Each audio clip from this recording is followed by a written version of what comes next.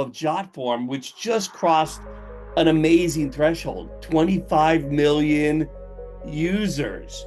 25 million. And I love to bracket that, the bookend of that fact, without raising any product that I would build when I start my own business. so you built a product, you gave it away for free for a while, right? How did you manage to do that with no funding? And then when did you make the decision to cross over into a freemium or paid model with the CMO and the CTO as well? But really, I'm curious on that flywheel of how do you keep that going? Welcome to the podcast, Aytekin Tank. Hello, Keith. I'm honored to be on your show. Like you have so many great people. You had like I was just listening to Steve Blank and Mitch Kapoor, and just I was like, okay, how am I gonna do after these people? You're so nice to say that. I feel very fortunate to have grabbed you to join. I'm talking about the look back as we find the people that were the real pioneers of the early PC and tech era. But I also like looking forward as there's so much going on in the world today. And you represent sort of that next generation of founders. You're not new because, of course, you're the CEO of Jotform, which just crossed an amazing threshold, 25 million users. 25 million. And I love to bracket that, the bookend of that fact, without raising any venture capital funding. So that's always an amazing fact. The other, of course, amazing fact is you're based in Turkey. And I haven't talked to a lot of founders based in Turkey today, but I'm delighted. Congratulations. And again, welcome to the Look Back. Thank you, Keith. Yeah, I can talk about our history a little bit if you want. The first thing I I go back to the beginning always, right? Because it all started for you on a journey of how do I get to 100 customers? How did you decide on what path? What was the seed that you planted and decided to germinate? That's a big bet, and ultimately you had to make a few decisions. What led to that decision of creating Jotform, which is the simplest way of putting it, it's forms automation that just caught fire. Yeah. So before Jotform, I was actually working for internet.com. I don't know if you remember them. I worked there from 2000 to 2005. So I was a developer working for a media company in New York for we had like over 100 websites. And I would actually help our editors with forms. Like I had many things, but one of my duties was to like kind of help them with the forms. So I was creating all kinds of forms, like payment forms, questionnaires, contests, forms, and so I kind of wanted to find a product that can actually help me with that, like automate that creation of the forms instead of like doing it myself with HTML. It was kind of boring. I hated it. I wanted to get rid of it, but I couldn't find a good product, and that's when I knew that this could be it. The product that I would build when I start my own business. I actually had a co-founder.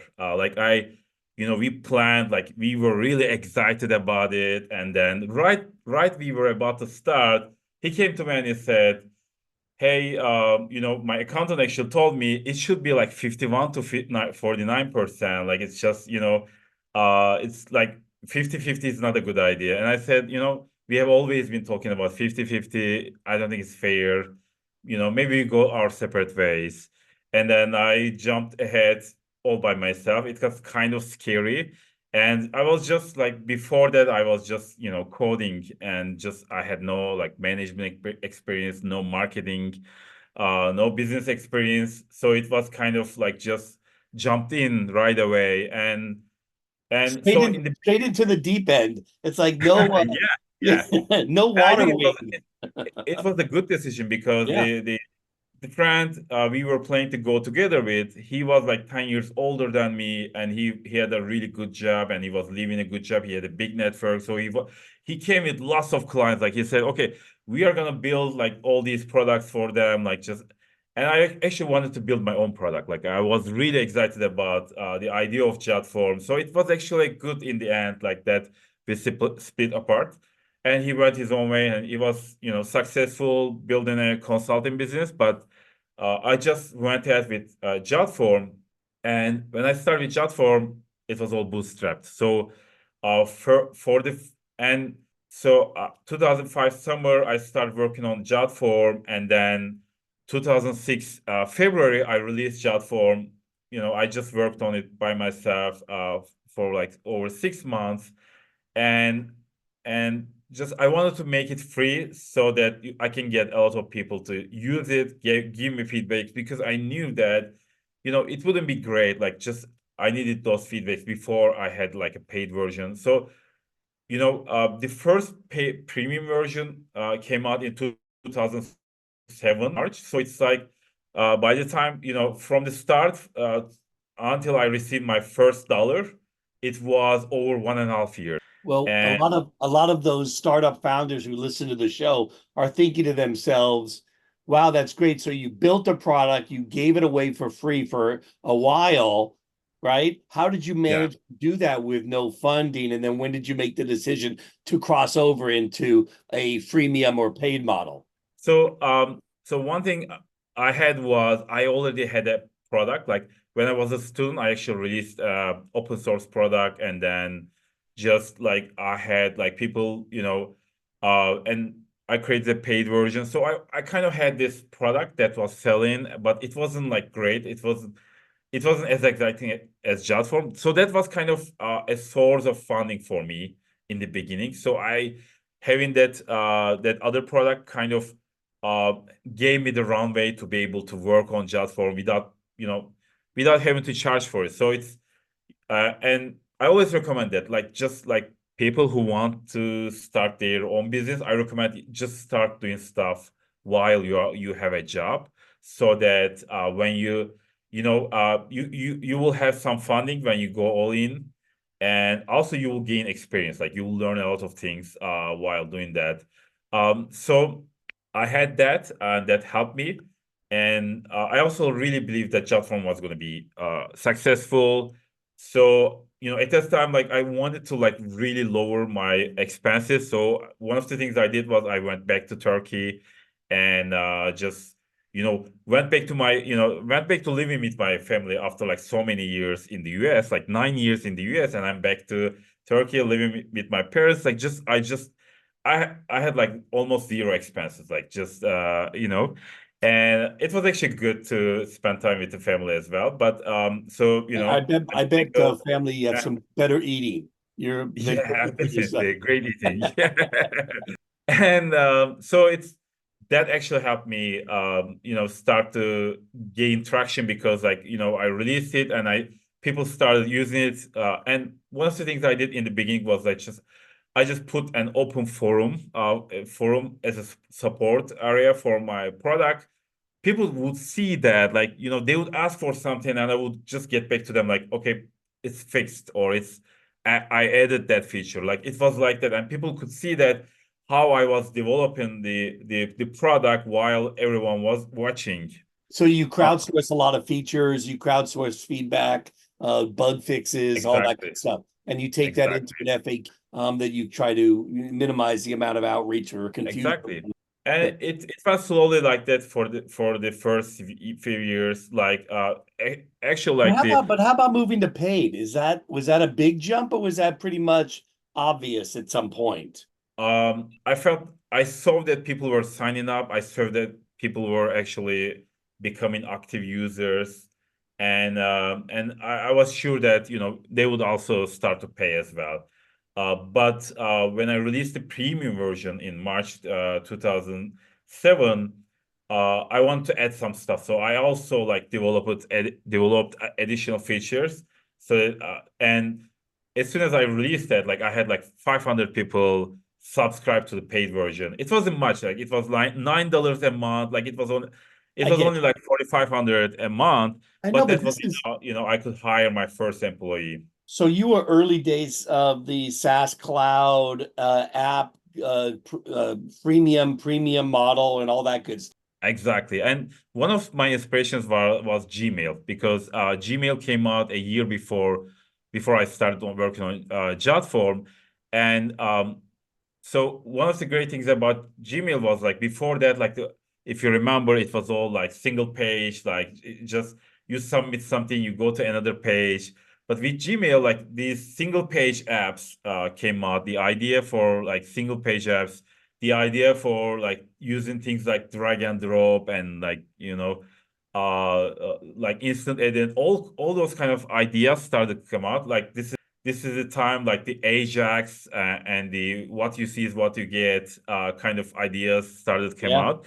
And that was actually one of my angles when I released Jotform. It was like one of the early showcases of what you could accomplish with the new technologies that were coming out. And I think this is also a great time. Like similarly, like the founders who are coming out right now, they use the AI now. Like they use the technology angle to be able to reach more audiences. And at that time, that was my technology angle, and that's why I was able to get like so many people to sign up, try the product, and share the product with others and write about it on their blogs. There wasn't much social media back then. So it was more like, there was this blogging culture, like people would write and they would include someone else. Right. So it was very slow growth after that. Like, At what point though was there that moment where you go, yes, this thing is real. I've got this, and I'm gonna be on this ride, this wave for a while. as soon as I saw that people as soon as I released the product, and then as soon as I saw like people were using the product, people were creating forms, and Like how many? Tens or hundreds or thousands, or what type of it scale we it looking wasn't at? much. Like I Really? was getting like 100 signups per day or something like that, even Yeah. less. So Yeah. it wasn't much. That's But serious though. but what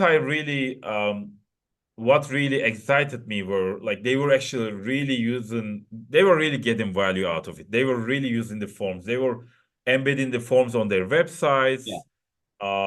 They were getting submissions. So that's when I knew that this was going to become successful, because from my previous job, like I was creating like so many forms for our editors. I knew the value the Yeah. forms had. The only thing I haven't like proved yet was like if I could reach an audience, if I can really find people who needed forms. But it turned out there was a real need in the market, and I don't have much expenses, so I don't care about like big growth. And as a bootstrapper, that was actually good because I didn't have any experience managing people. So hiring my first employee the first year, hiring my second employee second year, like the first 5 years I actually hired only like one employee per year, like just that slow growth. Well, that's what And they say, Aytekin, right? Hire slow, fire fast. You yeah. took it to an extreme, maybe, but Yeah, yeah. And that was an opportunity for me to like grow, learn and grow, like right. just learn managing people, learn how to, do product development, how to, customer support, sales, all those What things. what would you I say haven't is worked. your, I'm sorry to interrupt you. What was your underlying philosophy as it came to bringing new team members on and people? How did you decide what the right fit was? Obviously, there's a skill level, but what was the culture you were looking to create? Um, I think in the beginning, I was kind of looking for people like me, people who were excited about creating a product, excited about the technologies, excited about like doing something on the internet, like building products on the internet. So my first hire was like he was he actually built products himself. Like he was really excited about things, and I knew that we would click like instantly. Um, so um, and the great thing about like the early days was like we were actually spending the whole time together. Like we would go to lunch together, we would discuss the product together, and like when we were like five people, like we all did, like we had this small office, we had a whiteboard, and we all we did was talk about Jotform, like how we can make it great, right? And that environment actually, that we created a culture of like this, how to build a great product, and there wasn't much help back then. Like there wasn't a lean startup or anything like that. I started reading the blog of Eric Rice like in 2010. So this was even earlier than that. And so we were, but the great thing was like we were small and we were fast and we were constantly learning, making mistakes. Sometimes we would break things and people would get angry, but we would quickly fix it. And when people see that you fix something very quickly, they forget about that, whatever happens, because they Aytekin, see that you care about it. how do you balance the trade-off of being in Turkey versus being in San Francisco where the company is based? And I know that happened a little bit later, but the cross-cultural differences, the fact you're sort of there. I know we live in a world today that, global commerce is pretty common, all that. But were there some different challenges for you being from Turkey? Um, I think spending like 9 years in the US made me very very very familiar with the culture. So there wasn't any problem with the culture uh aspect of that. But having a company with over like, so we have offices around the world in seven cities. So not just San Francisco and Turkey offices, but also, we have an office in London, we have Vancouver and like Sydney. And also we have a big remote team in the US. Like we have a sales team is remote, and we have a customer success team that's remote as well. So it's actually, there's a lot of offices and a lot of remote teams. Um, for me, it's kind of about like, I actually care about product. I'm a product person. I see myself as a product person, and I that's why I prefer to spend more time I in get Ankara. I get Yeah, that. So now that you cross the chasm, you've got, millions of customers, how do you balance your need to stay on top of product with your need to stay on top of keeping that viral growth with the product happening from a marketing sales motion? Because in a exactly. sense, you're A great. CEO, but CEO is really the CRO and the CMO and the Yeah, CTO as well. But really, I'm curious on that flywheel of how do you keep that going? I don't actually Do you, do separate you, product from growth. I think they're like part of that. Like when I look at product, like when I mentor other like startup founders, like I don't just look at like how high quality is your product is, or product is not something separate from the usage or the users or the customers. Like you have to look at it together with the customer. So the growth actually should be coming from within the product. And how does that happen? Like if people use your product more, then that's also going to create product. So in our case, like what makes Jotform the biggest growth factor in Jotform is actually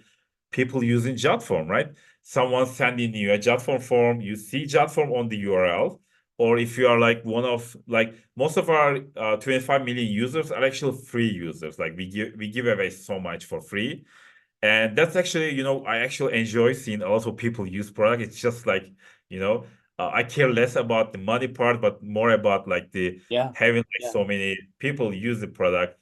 And and when people actually use the free version, there's also like a small Jotform logo at the bottom that also creates a viral effect. But it's not something separate. So it's if when you have that product-led growth, when your product grows because it's good, because people use it, I think it's the best of both worlds, absolutely. because it's very natural as opposed to like just trying to do marketing on Yeah. top of what you have, Okay. or doing sales on top of. And first for the like first I think like 12 years of Jotform, we didn't have a sales. It was all SaaS service, like Yeah. just people in Jotform using it, free version, upgrading to a paid version.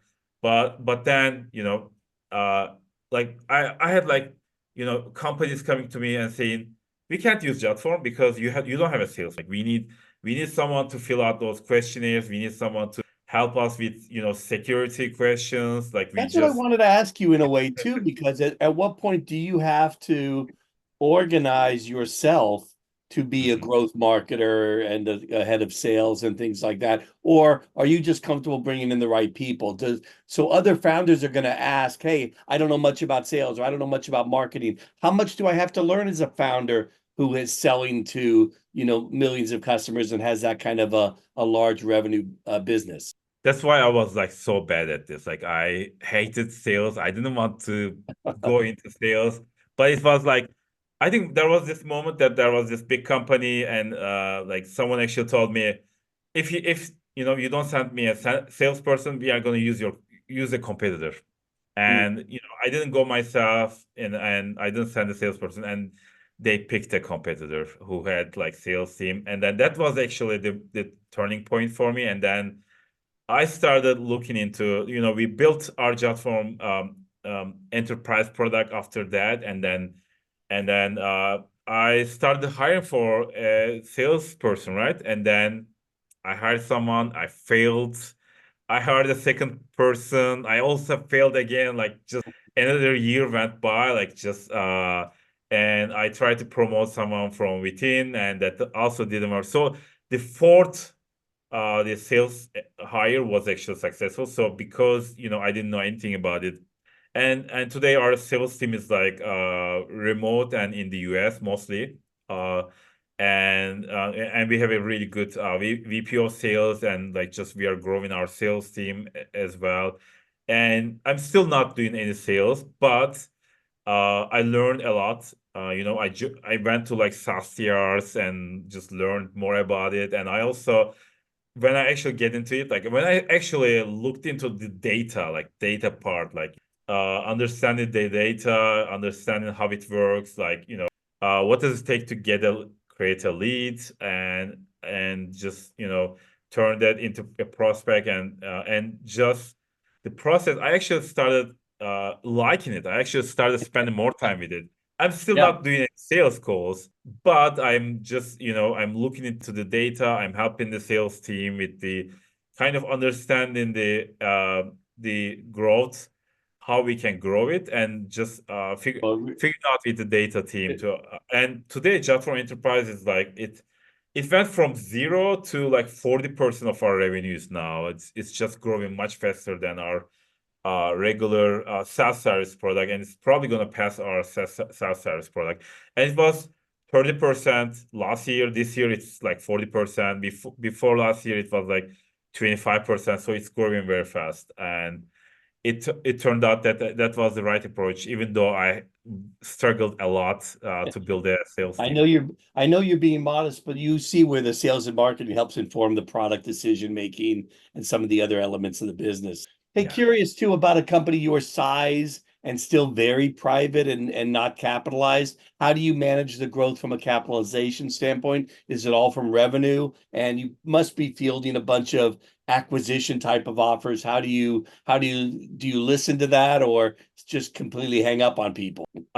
So as I mentioned, like the first year I had my first employee. For the first 5 years, like I was like just going one employee per year, and I actually had like I have like two rules. Like one rule is that I'm not gonna hire a person unless I have like a salary for 1 year in the bank cash. So that's actually our actual growth is defined by the like employee growth is defined by by the revenue growth. So it's like it's completely customer funded.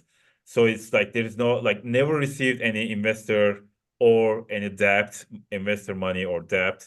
I still keep that rule. Just make sure that, and we never did a layoff. And if our expenses go too fast, like we will just do a hiring freeze, and I want to create an environment people stay for a long time, and that's what's happening. Like people are staying at Jotform for like 10 years, Yeah. uh, and that's because we care about the environment we provide, and we also provide a kind of like I know this is very common for many Silicon Valley companies, like people move from company to company quickly, but I wanted to create a place where people actually they enjoy working there and they enjoy coming to work every day. So that was one of the rules, like just make sure that I have enough money for at least a year when I hire someone. And the second rule is like I always make sure that we have like 25% gross margins. Like whatever we earn, like we don't spend more than 75%. So it's just always like keeping within our means and not just growing too fast.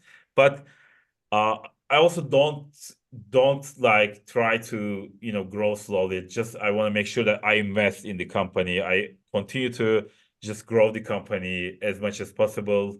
So I'm not a risk taker. I don't like taking risks. I'm terrible at poker, and that's actually that created this stable bootstrapping slow growth approach. And I see it as a journey. I want to make sure that I enjoy working on what I do. And for example, like, I have a COO, I don't want to work on too many administrative stuff. So, I don't want to work on too many operation stuff. For example, right now, just I'm all about AI. Like just I work with the AI team, building the AI team, building those capabilities so that we can actually do something great. Like just I'm bringing all that experience, Let me come back. helping our Let AI me come team. back to the AI discussion in a second. Yeah, sure.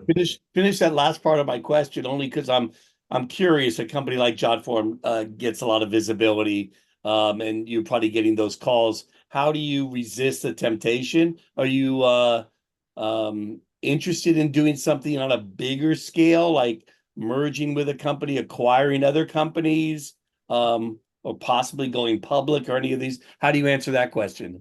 I've seen too many competitors who exited, and then their products just stopped improving.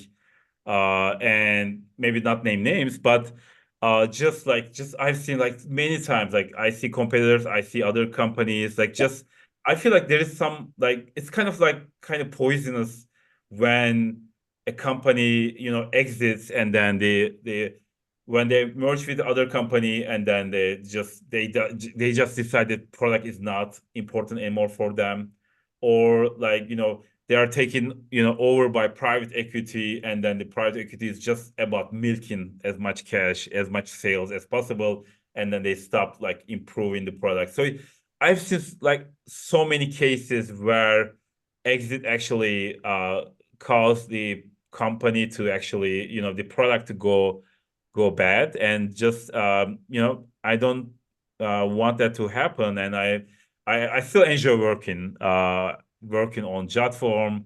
I still enjoy the journey. I look at it as a journey. Clearly. But at some point, if I decide that, okay, hey, I'm gonna retire or something, yeah. So right now you're just saving those voicemails. Hey, Yeah. Aytekin, tell me about AI because I look at a thing like Jotforms and I go, that's the kind of thing people point to that says gets replaced in a lot of ways by AI, or obviously gets implemented or integrated into the large language models and the agent apps and things like that. So how are you looking at AI? I know it's been around for a while. I know you've been studying it probably for several years, but where do you stand with that today?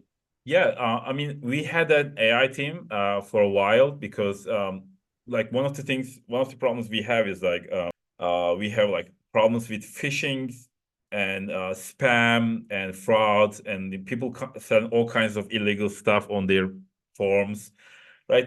So we had to deal with that for a very long time, and that actually helps us build an AI team even before AI was like this really popular thing. But in addition, like that actually helped us build a team that start a team, have a team, have an existing team, so that we can actually build on top of that. But we have also been working on our AI approach.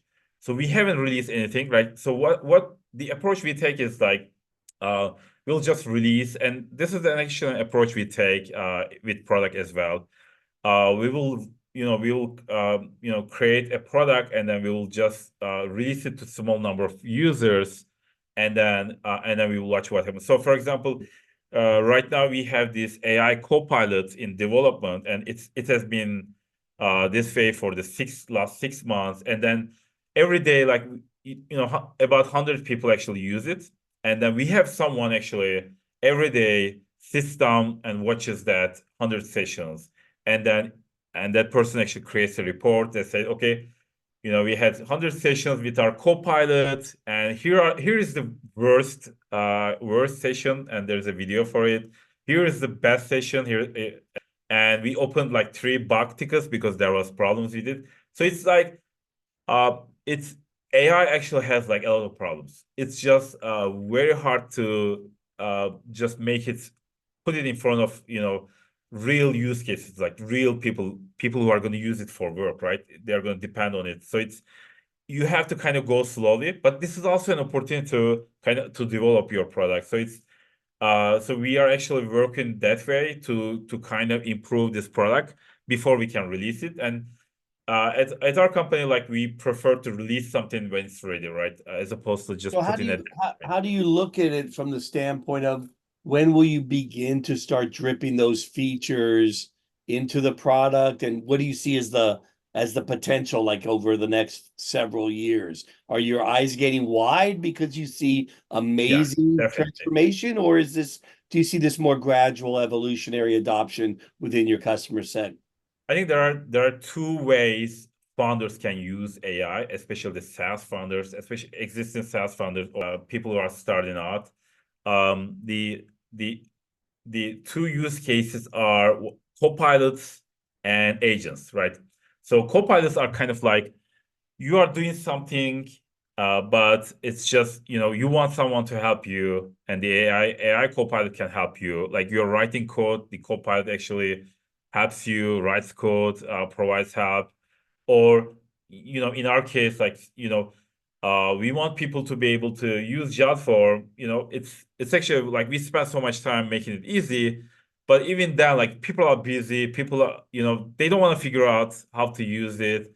They just prefer to like just talk to the AI agent, just speak to the AI agent, or not the agent, but the copilot, speak to it, or like use the live chat to describe what they need, and the AI creates it. Like, so this is the copilot example.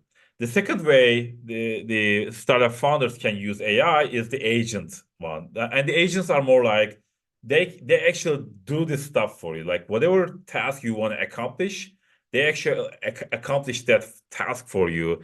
And you just tell them, okay, this is what I need.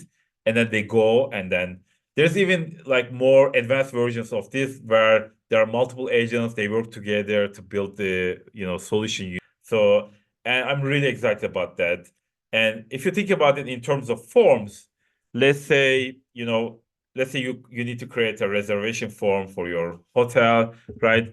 But the forms are not very smart, right? It's very slow. Like you just have to type so much stuff, and you have to like just you don't have a lot of information while you are filling the form. But what if you could turn that form into an AI agent, and if you could actually provide context information about that, everything about the hotel, if you could provide, then when you're talking to the AI agent, the AI agent can just tell you things, like make suggestions. It's kind of like talking to a salesperson, right? And we had that experience, like my wife and I were actually, this idea came to me because like just yesterday we were planning like vacation, and then we were talking to salespeople from hotels, and then we were telling like, okay, we have 3 kids, what kind of room you have, what kind of rooms you have, can you send us a picture of the room picture, or like, what kind of options you have, like what's the price point. So there's a discussion. So there is a form actually filled out, but that form is like that require the continuous discussion between the salesperson and the person who's filling the form. So AI in general can make things easier, faster, and smarter, right? In this case, a reservation form is like not very easy. Like you have to type it, and it's not very fast. It takes you so much time to fill it out, and it's not very smart. You cannot ask questions to it. So so this is actually one of the ways if forms might change in the future.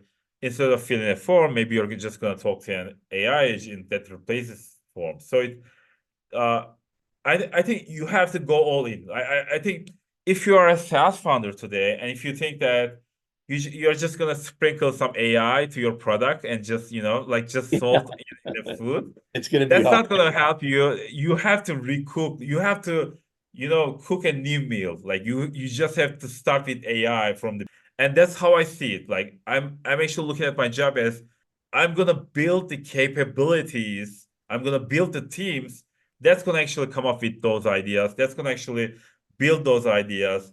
There's no way for me to actually imagine those Yeah, ideas, come up with those solutions. If I can build those AI teams, if I can, make sure that they work well and they have all the things they need, and make sure that they work closely together with, again, going back to Steve Blank and Eric Rice, like just yeah, yeah, work together. And AI is amazing for that. Like every day we watch those co-pilot sessions, and every day we learn something new, because we can actually see what people want. Like we can actually see what they're typing on the chat box, and then what they're requesting, and we can see if we can actually give it to them. So AI actually gives us like so much information about the needs of the people. So there's just so much opportunity. right. And you also have a unique perspective because you're a business owner. So you're looking at, well, how do I use AI myself to, Yeah. reduce headcount, becoming more operationally efficient too? Yeah. I mean, I think it's replacing search for everyone. Like, just instead of going to Google, just go to ChatGPT, and it gives you better answers. Like, it gives you So ideas. are you starting It's to like a see it in friend you can accounting? talk to. Yeah, are you starting to use AI yourself in accounting and marketing and sales and some of those areas? Um, yeah, we do. We do use it, especially on the growth and marketing area. AI is really useful to come Yeah, up with ideas, to come up with, to generate ideas. And I think the trick here is like to be really good at prompting, prompt yeah, engineering. Like, just if you get good at writing good prompts, like, just AI has like so many possibilities for you. And just we try to train our team about like doing a good job at prompting whatever they do. And yeah, it's like just, you can use it in every part of your company. Yeah. yeah. Well, again, I like I have a bunch more questions, but I so appreciate your time, and it's just been such a pleasure to catch up and do the look back and the look forward because you're sitting in the middle of a very exciting time, not just in technology, but in business and in life. So I see a lot of fun, exciting changes, and we get to experience all of it. It was great to chat with you. Yeah, I really enjoyed. Yeah. Well, I don't have any immediate trips to Turkey, but no, when you're back in San Francisco, it'd be great to chat. Maybe go to Kokari and have a good Turkish meal or something. You maybe know another place. Yeah, yeah, let's do that. Or you may be sick of that. We may have to go have some pasta or something. Thanks again for your time and continued success to the next 25 million. Thank you for having me.